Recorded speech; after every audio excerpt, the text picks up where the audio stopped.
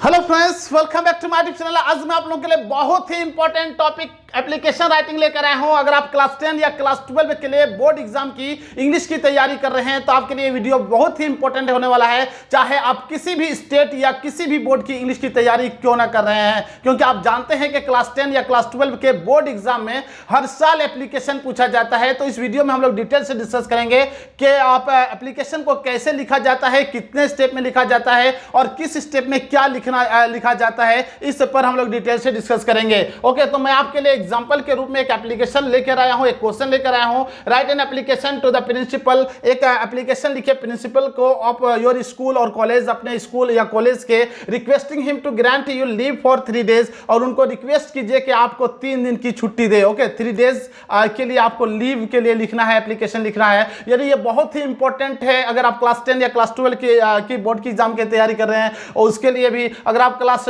2 में पढ़ते हैं, 3 में पढ़ते हैं, 6, 7, 8 में पढ़ते हैं, किसी भी जो है स्टेज में आप पढ़ाई कर रहे हैं तो आपके लिए इंपॉर्टेंट है। क्योंकि लीव के जो है अक्सर पूछा जाता है एग्जामिनेशन में। ओके, अगर आप स्कूल में अपने कॉलेज के प्रिंसिपल को लेना होता है तो लीव, तो ये एप्लीकेशन लिखा जाता है। तो लीव जो है, लीव के लिए आपको जो है ज़्यादा से ज़्यादा जानकारी होनी चाहिए कि लीव का एप्लीकेशन कैसे लिखा जाता है। ओके, तो हम लोग जो है जनरली कैसे लिखेंगे, अगर ये प्रीवियस ईयर क्वेश्चन को देखेंगे, अपने क्वेश्चन बैंक में देखेंगे, चाहे आप किसी भी स्टेट की तैयारी क्यों ना कर रहे हैं, तो आपको कहीं ना कहीं अपने क्वेश्चन बैंक में या प्रीवियस ईयर क्वेश्चन में सेम क्वेश्चन मिल जाएगा। ओके, लीव के लिए यहाँ पे लीव फॉर 3 डेज है या 1 वीक है, 1 मंथ के लिए मिलेगा, 1 वीक के लिए मिलेगा, यदि 1 सप्ताह के लिए मिलेगा लीव, तो यहाँ पे थोड़ा सा चेंजिंग करेंगे। ओके, अगर सेम अगर नहीं मिलता है, अगर ये याद करके गए हैं और कुछ और पूछा जाता है तो कैसे लिखेंगे, इस बात पर भी हम लोग इस वीडियो में डिटेल से डिस्कस करेंगे। तो जनरली एप्लीकेशन को 7 स्टेप में लिखा जाता है। मैंने नंबरिंग भी किया है, आप देख पा रहे हैं। Okay, step 1, step 2, step 3, step 4, step 5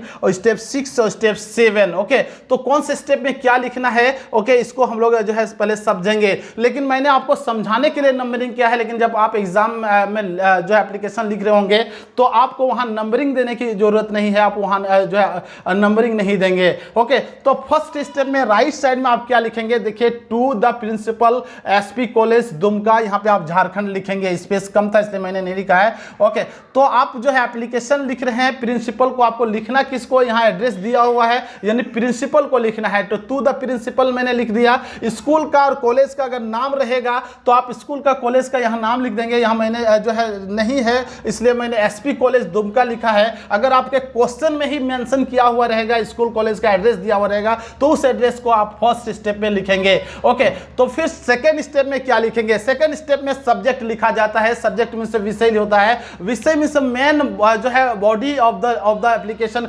application का मेन बॉडी क्या है, मेन सब्जेक्ट क्या है। Why are you writing an application to your headmaster और principal, what is the main cause behind it, what is the main reason behind it, क्यों लिख रहे हैं, क्या कारण है, उस कारण को यहाँ पे शॉर्ट में लिखा जाता है। तो क्या काउज है, क्यों आप एप्लीकेशन लिख रहे हैं, क्योंकि आपको लीव फॉर 3 डेज है, आपको लीव लेना है, लीव फॉर 3 डेज, 3 दिनों की छुट्टी लेनी है आपको, तो उसको यहाँ पे शॉर्ट में लिखा जाता है। तो मैंने लिखा है रिगार्डिंग लीव फॉर 3 डेज। ज्यादा इसमें आपको ज्यादा नहीं लिखने की जरूरत होती है, यानी 3 दिनों की छुट्टी के संबंध में, यानी लीव के संबंध में, ये हो गया। अब थर्ड स्टेप में क्या लिखते हैं, थर्ड स्टेप में रेस्पेक्टेड सर लिखेंगे। ओके, उसके बाद आगे क्या लिखेंगे, फोर्थ स्टेप में।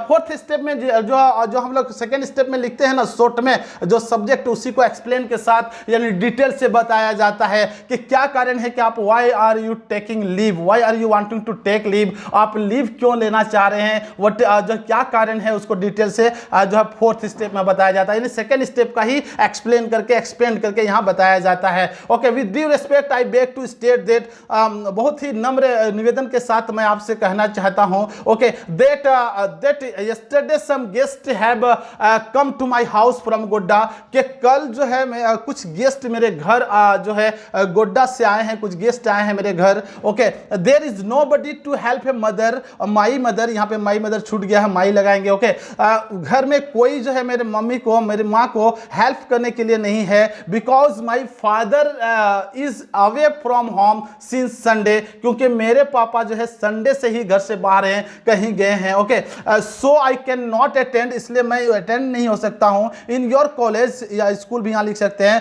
फ्रॉम 26 जनवरी 2022 टू 28 जनवरी 2022, यानी इसलिए मैं आप जो है आपके कॉलेज में 26 जनवरी 2022 से 28 जनवरी 2022 तक आपके स्कूल में अटेंड नहीं हो सकता हूं, यानी उपस्थित नहीं हो सकता हूं। So I am in need of a leave for 3 days, इसलिए मुझे बहुत ही जरूरी है, अति आवश्यकता है एक लीव लेने की, 3 दिनों की छुट्टी लेने की। ओके, ये जो है ये इसको हम लोग एक्सप्लेन करके इसमें बताए कि क्या कारण है और क्यों आप एप्लीकेशन ले रहे हैं, क्योंकि आपके घर में अचानक जो है गेस्ट आ गए हैं और आपके पापा बाहर हैं, आपके मम्मी को हेल्प करने वाला कोई नहीं है, there is nobody to help your mom in your house, तो आप वहाँ पे आप उनको हेल्प करने के लिए जो है छुट्टी मांग रहे हैं कि हम उसको जो है हेल्प करेंगे मेरी मम्मी को, तो यहाँ जो है 3 दिनों की छुट्टी ले रहे हैं क्योंकि यहाँ 3 डेज है। ओके, उसके बाद 5th स्टेप में क्या लिखेंगे? 5th स्टेप में जो है therefore I request you to please grant my application, अतः मैं आपसे जो है बहुत ही रिक्वेस्ट करता हूं